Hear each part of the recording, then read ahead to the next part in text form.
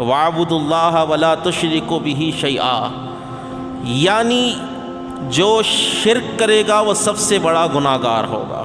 کیا ہوگا؟ سب سے بڑا گناہگار مشرک ہوگا۔ جو شرک کرے گا وہ سب سے بڑا گناہگار ہوگا، اور جو شرک نہیں کرے گا، اللہ کے نبی علیہ السلام نے ارشاد فرمایا کہ میدان محشر میں جس نے دنیا میں لا الہ الا اللہ محمد الرسول اللہ کہا تھا، اللہ تعالیٰ اس کو بھی جنت میں داخل فرمائے گا، شرک نہیں کرنا ہے۔ آگے اللہ نے ارشاد فرمایا وَاعْبُدُوا اللَّهَ وَلَا تُشْرِكُوا بِهِ شَيْئًا وَبِالْوَالِدَيْنِ إِحْسَانًا، اور اپنے والدین کے ساتھ حسن سلوک کرو، اپنے والدین کے ساتھ حسن سلوک کرو۔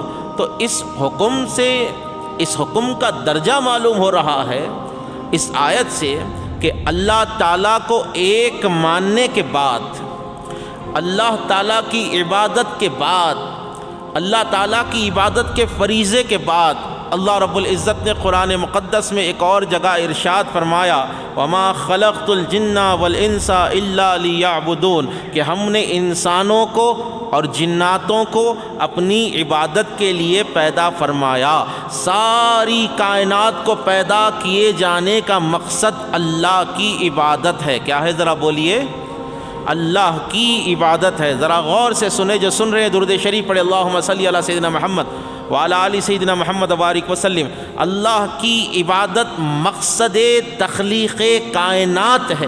جتنے ذرات وجود میں آئے، زمین ہو، زمین کے ذرات ہو، آسمان ہو، اس کے ستارے ہو، انسان ہو، جن ہو، چرند ہو، پرند ہو، درند ہو، یہ جتنی اشیاء ہے، مقصد کیا ہے؟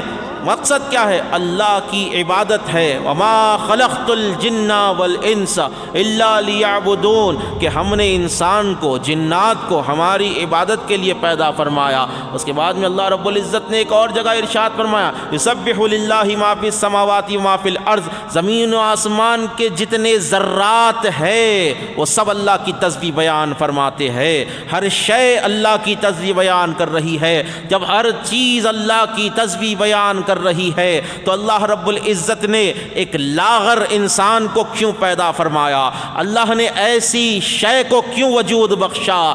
ایسی نوع کو اللہ نے کیوں بنایا جس کو سردی میں، یعنی جس کو اگر جو سردی برداشت نہیں کر سکتا، جو گرمی برداشت نہیں کر سکتا، اس کو اللہ نے انی جاعل فی الارض خلیفہ کہہ کر اپنی خلافت کا تاج اس کے سر پر رکھا۔ وجہ کیا ہے؟ تو یہاں پر علماء فرماتے ہیں، صوفیہ کی جماعت فرماتی ہے، شیخ الاسلام امام انوار اللہ فاروقی فرماتے ہیں وما خلقت الجن والانس الا لیعبدون۔ لیعبدون کی تفسیر میں آپ نے کہا کہ اللہ نے لیعرفون، اللہ نے انسان کو، جنات کو اپنے عرفان یعنی اپنی پہچان کے لیے پیدا فرمایا ہے، اپنی پہچان کے لیے پیدا فرمایا ہے۔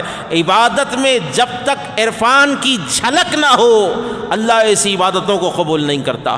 اللہ کے نبی علیہ السلام نے ارشاد فرمایا ان تعبد اللہ، کہ تو ایسی عبادت کر، ایسی نماز پڑھ، ایسے سجدے کر کأنک تراہ، کہ تو جیسے اسے دیکھ رہا ہے، اللہ کو تو دیکھ رہا ہے۔